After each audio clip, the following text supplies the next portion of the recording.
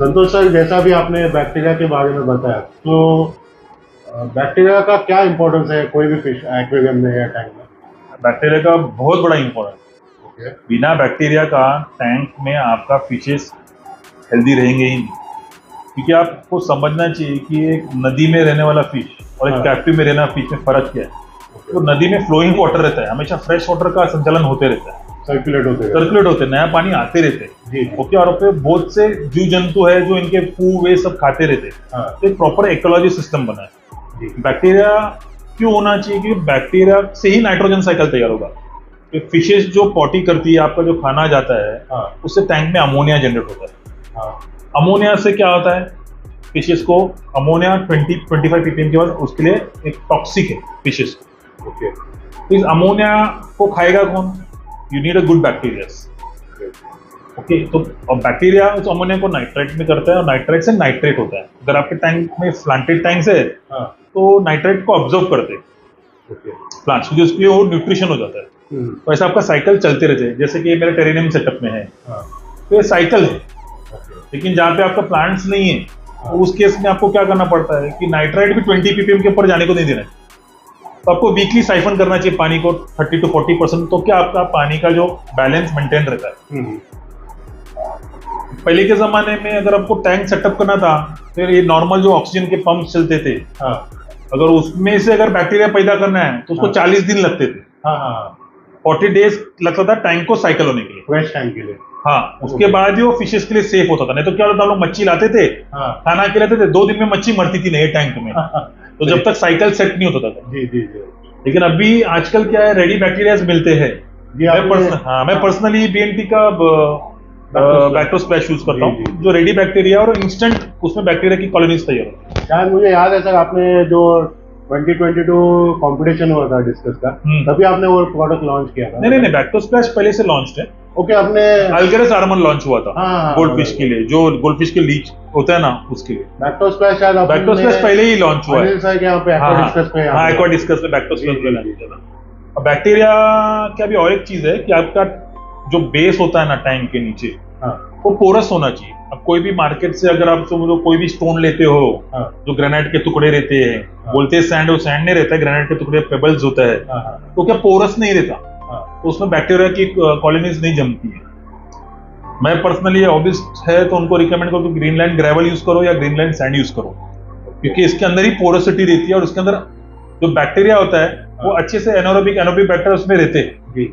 तो आपका tank cycle होता है। आपने देखा मेरा विष्णु के टैंक उसमें ग्रीनलैंड ग्रेवल है, और मैं घर पे जो गोल्डफिश का टैंक है उसमें ग्रीनलैंड सैंड है।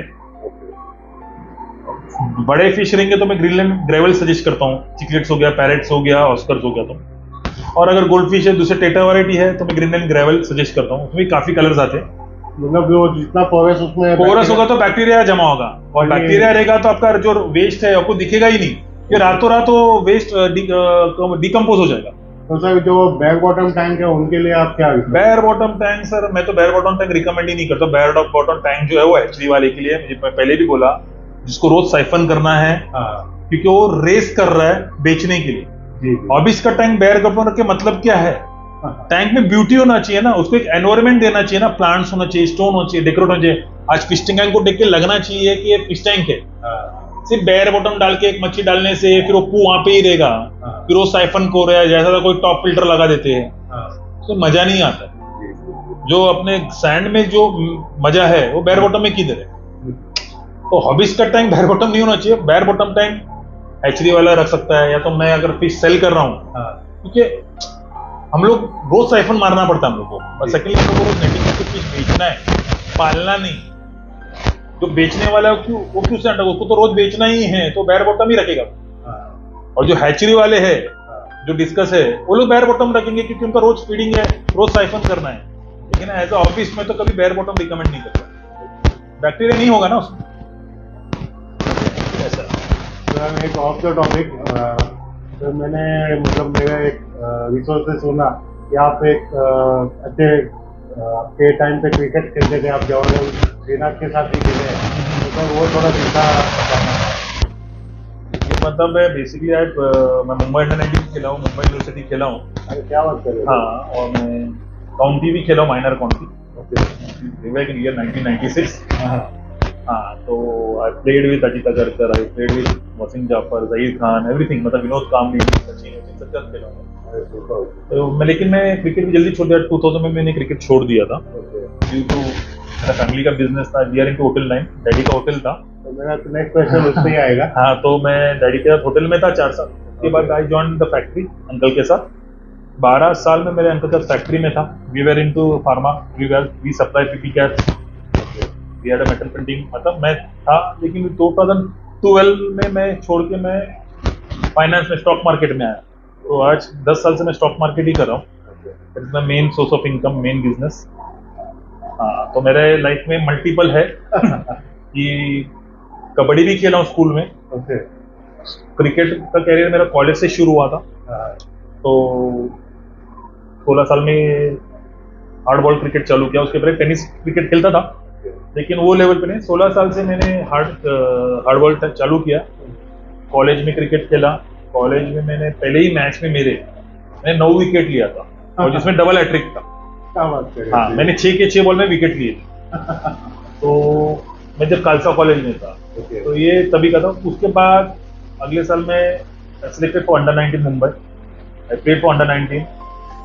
उसके बाद बॉम्बे यूनिवर्सिटी के लिए भी रिप्रेजेंट किया, 2 साल खेला बॉम्बे यूनिवर्सिटी। फिर लाइफ में एक ऐसा स्टेज है, मैं फिर ए डिवीजन खेलता था। I used to play for Karnataka, Rajasthan, Telangana. Life में ऐसा स्टेज आया कि मेरे को 2 चीज सिलेक्ट करने का था, या क्रिकेट या बिजनेस। हाँ, तो अल्टीमेटली पैशन भी खत्म हो गया 20-22 साल में, क्योंकि कैसा है कि एक इंडिविजुअल स्पोर्ट खेलते हैं, उसका मजा अलग रहता है। हाँ, क्योंकि यहाँ हम लोग लोकल में टेनिस क्रिकेट खेलते हैं, उसका मजा अलग रहता है, क्योंकि यहाँ पे हर कोई चाहता है कि टीम जीते। हाँ, पर्सनल परफॉर्मेंस मैटर नहीं करता, पॉलिटिक्स मैटर नहीं करता। लेकिन जैसे आप प्रोफेशनल लेवल पे जाते हो, तो टीम की तरह नहीं खेलती है, सब अपना सोचती है कि मैं कितना कर रहा है, वो कितना कर रहा है। तो उसमें मजा नहीं आ रहा था, तो पैशन खत्म हो गया।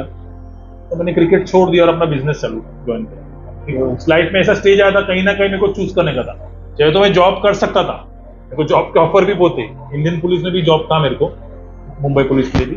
ओके, लेकिन सैलरी फिर अपन बिजनेस क्लास से आए, तो मेरे को वही था कि फिर मैं बिजनेस ऑप्शन, मेरे को और कोई ऑप्शन नहीं था, मेरे को बिजनेस ज्वाइन करना पड़ा।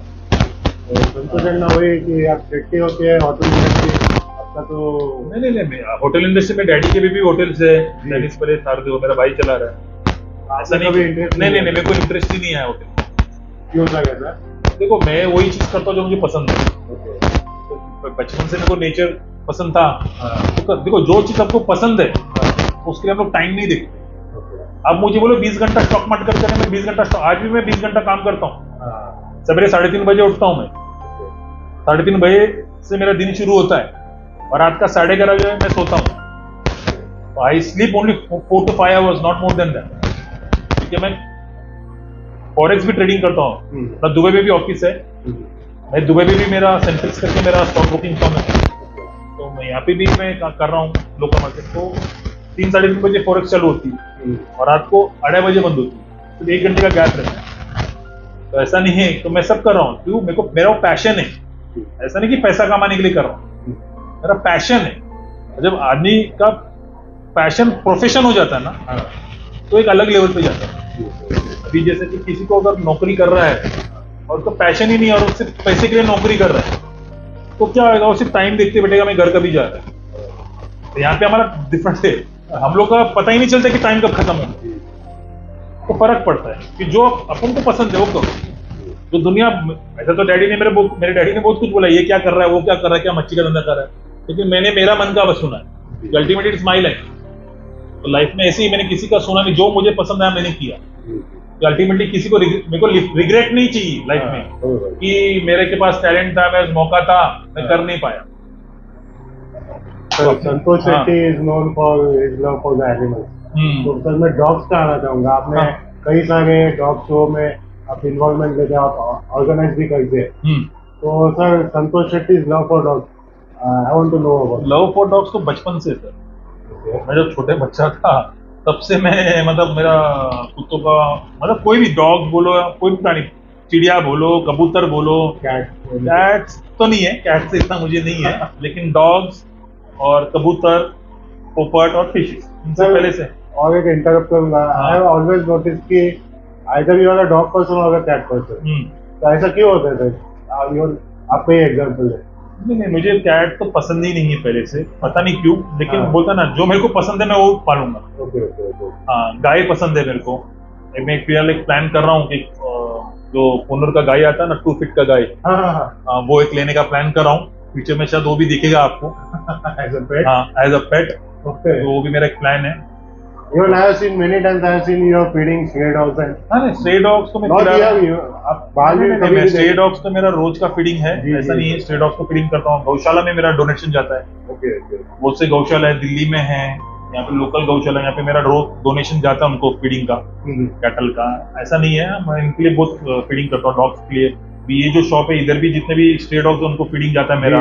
सेकेंडली वसंतिला में भी शॉप है, वहाँ का भी जो स्ट्रे है सबको फीडिंग जाता है। और ऐसा नहीं ना, कुछ लोकल फूड खिलाता हूँ उनके लिए अलग से, मैंने ग्रेवीज और ये पैकेट फूड रखा हूँ। तो ऐसा नहीं कि कुछ भी बिस्किट या दूध ऐसा खिला रहा हूँ, जो उनका एक्चुअल खाना वही खिला। और फिर बर्ड्स को भी फीडिंग करता हूँ। मेरे पास में 10वीं 11वीं में था, अपने पास 100 से 200 कबूतर थे, टेरेस में पालता था मैं। सब मल्टी कलर कबूतर, व्हाइट कबूतर। शौक तो सब चीज का रखा हूँ, ऐसा नहीं कि कोई भी चीज का शौक नहीं, लेकिन मैंने आज तक जिंदगी में वही किया जो मुझे लगा है, जो मुझको पसंद है। तो लोग अभी भी बहुत कुछ बोलते हैं, क्या है, ऐसा क्या है, क्या मच्छी बेच रहा है, बाप का होटल है। तो मतलब मेरे को कुछ फर्क नहीं पड़ता है, क्योंकि ultimately I am enjoying my life, और मुझे जो पसंद है मैं कर रहा हूँ। ओवर द इयर्स, काफी सालों से एक्वेरियम इंडस्ट्री में, तो आपने कुछ चेंजेस देखे पास्ट रिसेंट ईयर्स में? कुछ मार्केट डाउन होते हैं, अप्स एंड डाउन? देखो, मार्केट में अप्स एंड डाउन होंगे, डिमांड एंड सप्लाई है, ठीक है। अभी क्या हुआ, देखो पहले क्या था, बहुत कम जन को नॉलेज था फिश टैंक। पहले यूट्यूब चैनल ये सब नहीं थे, अभी यूट्यूब चैनल आने के बाद से सब मार्केट डाउन हो गया। कैसे था, पहले ये कम लोगों को नॉलेज था इसके बारे में। भाई व्हाट्सएप नहीं था पहला, मोबाइल नहीं था, तो किसी का कॉन्टैक्ट भी नहीं था। आजकल क्या हो गया, टेक्नोलॉजी इतना बढ़ गया, व्हाट्सएप हो गया, ऑनलाइन हो गया, तो पूरा मार्केट ओपन हो गया। और इतने, और मैं तो अभी इसका बात कर रहा हूँ स्पेशली आफ्टर कोविड। कोविड के बाद तो सबको ऐसा लगा कि बाबा क्या है, पेट्स का तो बहुत बड़ा बिजनेस है।